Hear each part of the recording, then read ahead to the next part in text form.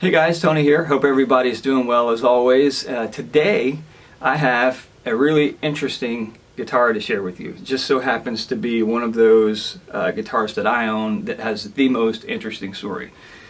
So let me tell you a little bit about it. Now, this guitar was built in the either 1989 or 90 by a guy named, I don't remember the date he actually built this guitar, but it was built by a guy named Billy the Falcon Connerly. And Billy was an AR guy and luthier for Kramer back in the 80s when they were building all Eddie Van Halen's 5150 guitars. But Billy hand-built this one for himself at the Kramer factory, I guess in Neptune, was it Neptune, New Jersey? His office was there. But he built this for himself and using some Kramer parts, and you know, this is a custom body, it's not a Kramer body. This is one he cut out to his liking. But like I said, he basically hand built this one, and I'll talk through the specs on this here in a second, but I want to share the story first. So, you know, Billy built this guitar, and then in 1991, January 1991, Kramer folded over a dispute with Floyd Rose. And Billy needed to make ends meet, and so he went on tour as Richie Samburo's guitar tech. And I guess that was a really long tour. It lasted a long time. On that tour, he met a good friend of mine, a guy named Andy Cave. And Andy was, I forget what Andy told me he was doing on that tour. Andy actually was a dear friend of mine and my drummer for 5 or 6 years. He actually passed away this past year. But Andy was on that tour, and I'm not sure, I know he was the bus driver, but he was also doing some other stuff as well. Andy was in the business, and I know he drum teched with, he was a drum tech for Asia and 38 Special. He ran sound for Fleetwood Mac, and for the Cars he ran sound, and Van Halen, and he worked with Betty Tyler and Tina Turner, and the list goes on. That's just off the top of my head that people I know that he's worked with. He used to bring equipment over to the guys when they were recording one of the Led Zeppelin albums back in the 70s. Andy's from Leeds, England, and moved here, became a U.S. citizen back in that time at some point. But anyway, Billy and Andy became really good friends, and at the end of that tour, Billy gave Andy this guitar, and he had Billy sign it for him. You know, Billy the Falcon Connerly, and what was that say? 12/8/1991 is when he gave this guitar to him. And it's been hanging on Andy's wall, or was hanging on Andy's wall, up until he gave it to me. But he and Billy remained friends throughout the years. Billy went on to make custom guitars in the 90s, but then tragically passed away in 1999. And Andy just told me he was devastated about that, and that he would never get rid of this guitar. But fast forward to 2017, it was February 2017, Andy was getting ready to retire, semi-retire, and move to Florida, and called me up and said, "Hey Tony, I want to give you this guitar under two conditions: that you don't sell it and that you play it." So I was like, oh man, I was honored. I said, absolutely. But I got it home, tried to set it up, and it'd been hanging on the wall too long.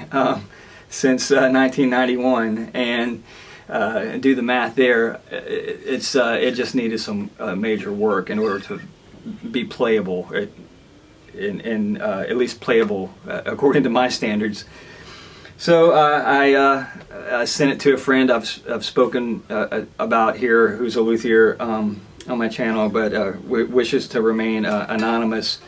He did his magic, man. He worked it on here. He had to replane the fretboard. He refretted it, and just did an awesome job making this guitar playable for me. And so I got it home. It actually took him a while. But when I finally got it home, I immediately recorded the jam that you heard at the intro of this video, which was just a classic, your classic 80's metal bliss guitar soloing.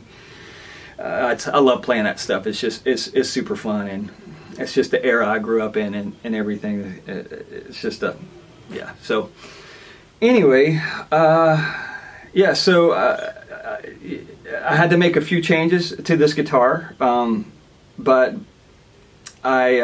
that's the video is what you heard before I made any changes. I only made some subtle changes to this, very minimal changes to this, because it kind of had to be done. I changed out the pickup because the pot was bad. The pot went bad, and I had to change the pickup out. I went ahead and changed the pickup out to one of my favorite pickups, and I had one available. It was a custom shop 1978 Seymour Duncan 1978 pickup, which is one of my all-time favorite pickups. I actually have a Friedman Classic Plus pickup. It might fit this guitar really good. I love those Friedman pickups too. But that's what we have here, and I had to change out the pot. So this is a EVH low friction pot here, and outside of some titanium string blocks that aren't really super necessary, but I put them in here anyway because I had a set on hand. That's it, and some springs on the back for the guitar here, for the tremolo. That's the only changes that were made here, outside of, again, the frets having to be redone, and these are actually new frets here. So let's talk a little bit about the specs here real quick. You know, this is actually, I mentioned the dispute with Floyd Rose. This is a Schaller tuner, Floyd Rose bridge here, and this is really nice. This is very sturdy and stable, very well built. This is the original, one of the original German ones. Has a screw in Floyd bars. There's some rust on it, you know, just from it being old, but it works fantastic. So yeah, it's really cool. The paint on this guitar is like a textured, it's like some kind of textured thing going on here. It's just what I guess what Billy liked at the time when he was making this guitar. You know, I swapped out the bridge pickup here. These single coils are the same, and it just has each individual knob here, which you heard me cut on and off during the beginning of that solo. Just give that stutter effect. I was just doing that. Ebony fretboard, and this is there's only guitars I've seen with this fretboard with these inlays on it were custom Kramers that were 24 fret neck through construction guitars, and Billy apparently just made a 22 fret bolt-on version for his liking, I guess. This is a 3-piece maple neck, and these are Schaller tuners on here. It's an oiled neck though, and it's super sleek. It's not like a wizard neck or a width of like of Ibanez or Jackson. It's I don't know what the actual measurements are here. It's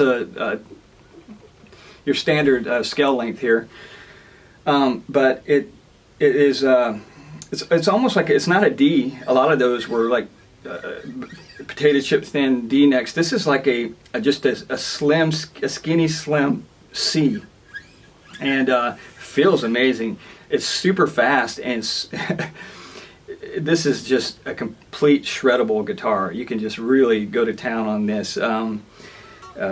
Yeah, so it feels like it was built for people with smaller hands, but you know, it's cool.